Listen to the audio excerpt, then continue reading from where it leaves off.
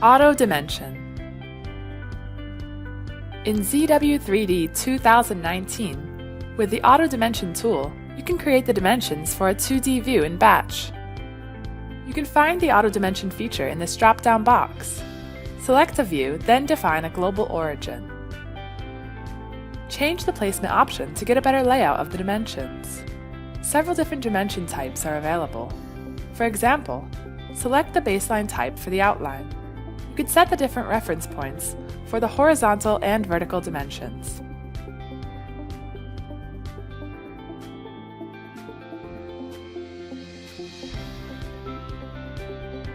The holes callouts, as well as continuous dimensions, can be created in batch. Also, you can pick the objects you want to add the dimensions.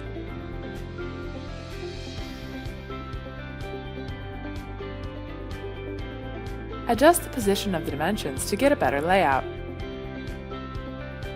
With Auto Dimension, you can make dimension and annotation more efficiently.